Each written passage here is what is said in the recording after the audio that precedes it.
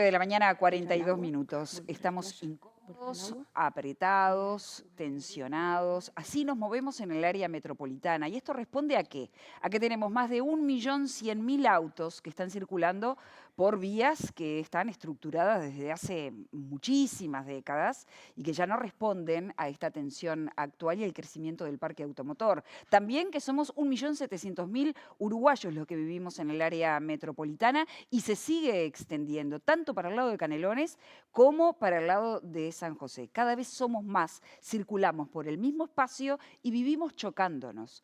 De hecho, esto no es un diagnóstico que podamos vivir cada uno de nosotros solamente cuando manejamos o cuando transitamos por la vía pública en cualquier medio de transporte. También es un diagnóstico que han estudiado los académicos y que tiene un anclaje en algunas medidas que se están previendo desde el punto de vista gubernamental. ¿Qué es lo que va a pasar con toda la reforma del sistema de área metropolitana de transporte? Aún no sabemos con exactitud.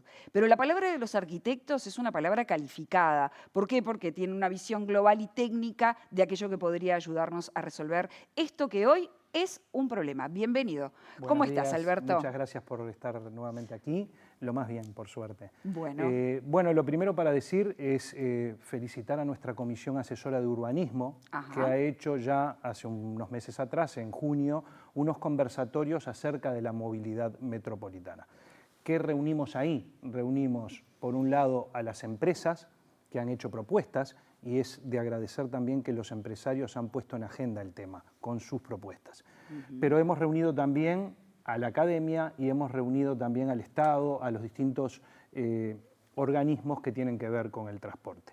Esto todo los televidentes lo pueden consultar en el sitio web de SAU. Están todos estos conversatorios que se hicieron y toda la información y las distintas propuestas. Hoy vamos a hablar un poquito de cada una, pero es fundamental, si quieren profundizar, poder entrar en la web de SAU y ahí está todo muy detallado y con más datos, con más, detalle de cada una de las propuestas. Más especificidad, perfecto. Bueno, de hecho, el gobierno crea dentro de esta ley de presupuesto la entidad metropolitana de transporte, una nueva institucionalidad que gestionaría integralmente el tema del transporte metropolitano. Bueno, eso es una de las cosas que yo decía cuando empezaron los conversatorios. Nosotros tenemos, me parece, muchos límites que a veces hasta son mentales, pero límites a veces que tienen que ver con las autonomías.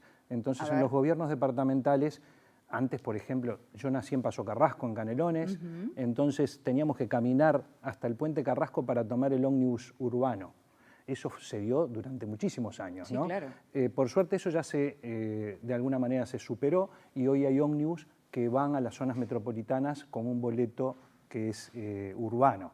Pero eso era una de las diferencias.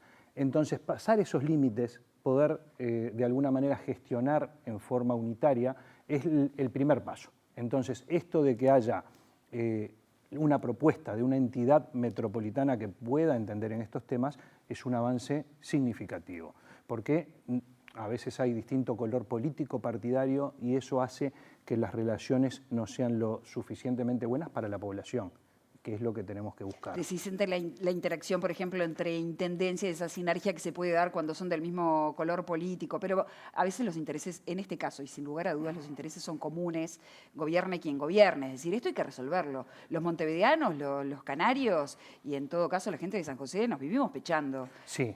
Entonces, ¿cuáles son las opciones que tenemos hoy? Vamos a la primera placa. Yo quiero subirme a ese tren. ¿Cuándo va a estar ese tren estacionado frente a Torre Ejecutiva? Ojalá pronto. En realidad, de los proyectos, casi todos dicen que dentro de este periodo de gobierno podrían llegar a concretarse. En realidad son intereses empresariales, por eso hablábamos de que está bueno haberlo puesto en agenda, pero hay que tener una visión un poco más abarcativa.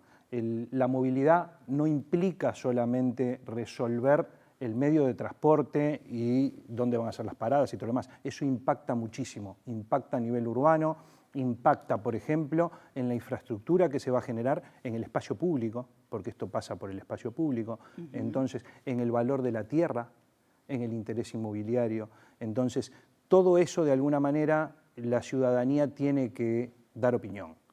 El ordenamiento territorial tiene que ser quien guíe estas instancias del transporte metropolitano. No alcanza con decir, este es el sistema y funciona de tal manera. Tiene que tener un aval de la ciudadanía, que además será en todo caso la que lo haga sostenible. Porque implica, por ejemplo, cuando había que, ahora no se habla del metro, ¿verdad? Pero cuando hablábamos del metro, las estaciones de metro generan determinados lugares que después se convierten, por ejemplo, en centros comerciales, en lugares que ya son atractores de por sí. Ajá. Entonces, valoriza ese sector de una manera importante y a su vez genera una dinámica diferente. Entonces, los ciudadanos de alguna manera, yo siempre digo que no hay que dejar en manos solamente de profesionales o de los que tienen el poder de decisión, sino que la ciudadanía se tiene que involucrar y saber un poquito para dónde va nuestra ciudad. ¿Y para dónde iría según los proyectos que están manejándose hoy? Algunos se van descartando, otros parecen tener un poco más de fuerza, como el de Simbe. Contanos, vamos a hablar de ese. Ahí va. Simbe, por ejemplo, no presentó en estos conversatorios su propuesta. Simbe trabajó con la Facultad de Arquitectura, Diseño y Urbanismo, y hay una propuesta muy interesante, en realidad, que nuestra principal avenida la transforman en algo mucho más amigable, con mucho más verde, y generan el transporte colectivo debajo. Se hace un túnel. Todo subterráneo. Y va subterráneo desde Ciudad Vieja hasta la zona de Tres Cruces. Pero viste que Vergara ayer dijo que había que manejar las tensiones también con los tiempos de las obras y lo que generaba desde el punto de vista del impacto, por ejemplo, en los comercios o en la movilidad ciudadana. Son obras de mucho tiempo. Bueno, eso voy a hacer un ejemplo. Si uno hace una reforma en su casa y está viviendo en el mismo momento, lo viví yo y tengo compañeros que lo están viviendo en este momento, entonces trae un montón de trastornos, de cómo funciona el baño, si me puedo duchar ahí o no me puedo duchar, ¿no? En la ciudad pasa algo similar, o sea, hay un periodo de tiempo cuando se hacen estas grandes obras de infraestructura que evidentemente afecta a la movilidad en ese momento para tener después una solución mejor. En ese momento, esto pasa a nivel internacional y hay datos de eso también, ¿no? En ese momento, cuando están durante las obras, el valor inmobiliario cae incluso, porque hay un perjuicio, pero después levanta y mejora. Requiere que entonces que el plan de obras no sea solo el plan de obras ejecutivas, sino también un plan de contención a todos estos efectos para poderlos mitigar. Sin duda. Bien. Y un diseño también que en algunas de estas propuestas no lo hemos visto tanto, o sea, se da la propuesta de cómo sería la solución de transporte, pero no los intercambiadores, cómo va a quedar la ciudad en esa zona, o sea, eso que implica un detalle mucho mayor todavía no está resuelto. Bueno, vayamos pasando entonces. Contame bien cómo sería, cuáles serían las opciones que tendríamos. Esto que estamos viendo ahora es Bergel, que vino a dar una charla dentro de esos conversatorios, un especialista internacional, nos mostró qué pasaba en otras ciudades. Ahí, por ejemplo, vemos un metro cable, un transporte aéreo en Medellín, Colombia. Podemos ir pasando ¿Esto y viendo. está planteado o no? No. No está planteado, pero podría ser una opción.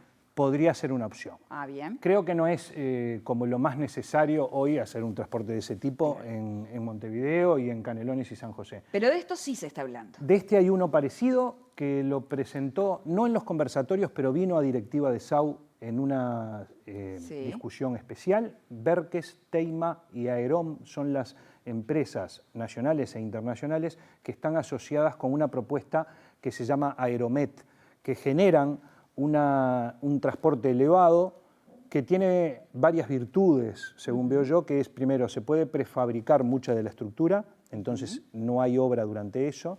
Después, cuando vienen para instalarlo, se genera un tren a altura que se transporta por aire. Eso bueno, pero pará. Sí. Una cosa es que pensemos en esto como una imagen de lo que podría ser 18 de julio, desde Avenida Italia, ponele. Bien. Ahora, cuando pensamos en el transporte metropolitano, estamos hablando de una extensión en kilómetros de por lo menos que 50 o 40 y algo. La propuesta esta en realidad está haciendo un primer tramo, o sea, está previsto como para hacerlo en varios tramos. A ver. Las empresas que han hecho, porque también en esto hay un interés evidentemente de sacar rédito. Obvio, ¿verdad? sí. Entonces, lo primero que han trabajado son sobre dos ejes. Este que decías de Simbe, trabaja la zona de 18 de julio hasta Tres Cruces, pero después estas otras empresas trabajan el eje 8 de octubre, llegando hasta Pando, y el eje desde Tres Cruces también, agarrando Avenida Italia y Anastasio. 3 troncales. 3 troncales. En realidad, el eje 18 de julio es como que se continúa con los otros 2. Y lo que está faltando en esto, que tuvimos también a gente de la Intendencia de San José en estos conversatorios, es que pasa hacia el oeste. Y ahí se plantea en una segunda etapa. Ahí está. Y entonces, la propuesta esta de Berkes en particular planteaba un primer tramo de llegar hasta el Parque Roosevelt. Desde Tres Cruces al Parque Roosevelt, Avenida Italia y Anastasio hasta allí. Tiene esa virtud de que agarra ya un eje muy fuerte y en realidad en esos puntos donde arranca es donde se pueden generar estacionamientos en los cuales uno puede venir con su vehículo particular, llegar ahí y tomar el otro medio de transporte. Un capítulo aparte es cómo interactúan las líneas de ómnibus. Bueno, estuvo también en estas conversaciones CUTSA y en realidad ellos no tienen una propuesta para esto, pero lo que va sí a pasar es que las líneas de ómnibus van a alimentar a estos troncales. Claro, hay que llevar a la gente hasta el troncal. Exacto. Perfecto. Sigamos avanzando con las fotos, por ejemplo. A ver, tenemos acá, esto es Avenida Italia, bueno, la ahí zona estamos de clínicas. viendo la propuesta que era del tren-tram, de los tranvías, por el eje de Avenida Italia. Ahí Bueno, estamos. ventajas y beneficios de esto. O desventajas. Bueno, la ventaja de todas las propuestas es que mejoran los tiempos de traslado, que hay una seguridad mayor, que las unidades van a ser nuevas, van a tener, digamos, como un confort para el que se transporta que va a ser mucho mejor. O sea, y fundamentalmente sacar esto que decías tú, ¿no? El vehículo particular, que es lo más nocivo que genera para la ciudad, del medio. Entonces, transportás mucha mayor cantidad de personas, de pasajeros, en menos tiempo y la gente va, digamos, como más confortable. Está claro. ¿Esto de dónde a dónde iría? Estos, en realidad, los del tren-tram planteaban ya llegar hasta el Pinar. Hay como, en esto hay varias, lo que sí son iguales son los ejes. 8 de octubre hasta Pando. Pero está como medio desestimulado ese proyecto, me da la sensación. Sí, en realidad se han escuchado noticias de prensa que a mi entender faltan todavía estudios y falta como una apuesta hacia la ciudadanía para la ciudadanía poder opinar sobre eso. Bien, avancemos rápidamente que se nos está terminando el tiempo. Bueno, ¿acá? Este es el que comentábamos antes, es el de Aeromet y ahí estamos viendo. Lo que planteaban los que lo presentan es que justamente al elevarlo permitís que pase algo debajo, que ahí se ve algo, ¿no? Claro. Cómo eso también se convierte todo en un espacio público disfrutable y a su vez permite los atravesamientos norte-sur de una manera mucho más fluida. Bien, vamos a la siguiente. Acá esto es parte de lo mismo, ahí se ve el parque que generan o la imagen que allá se ve del Hospital de Clínicas de fondo, por ejemplo. A ver, otro. ¿Y acá de qué estamos hablando? Esto es ómnibus eléctricos, este no es uno en particular. Esto es en Curitiba, ¿viste? Hoy por hoy ya se está haciendo, ¿no? O sea, se está transformando la flota en flota eléctrica, en flota híbrida, en que haya otro medio de transporte que sea menos contaminante y más confortable. Tenemos otra más, creo. Bueno, esto es parte de lo mismo también, unidades modernas que cambiarían realmente el sistema de transporte. Bueno, en tu experiencia, lo que has observado internacionalmente, con esto cerramos, ¿cuánto tiempo puede llevar una obra de esta naturaleza? Y va a llevar años, o sea, en realidad depende de la opción que se tome. Hay algunas, porque si vos decís, no, voy con un sistema de BRT, o sea, del tema de los buses, que tienen su senda particular, pero no hago obra de infraestructura, es más sencillo. Claro. Pero donde hago obra, donde empiezo a estudiar los nodos, bueno, hay un impacto, que es lo que decía el intendente de Montevideo, ¿no? O sea, hay una primera etapa que evidentemente vamos a tener molestias en la ciudadanía por las obras.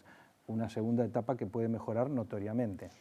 Un gusto hablar contigo, como siempre, Alberto. Te paso un par de avisos de que estamos haciendo en SAU. Hoy, por ejemplo, hay un conversatorio en SAU que se puede seguir también vía remota sobre envejecimiento y vivienda. Un tema muy interesante. Tratémoslo. Y a su vez estamos trabajando en 2 cosas más. Una para el 2 de octubre, que vamos a tener un tema sobre patrimonio en particular. Vamos a tener hablando en SAU a los gestores de los distintos patrimonios de la humanidad que tiene Uruguay y vamos a abrir con tango y vamos a cerrar con candombe.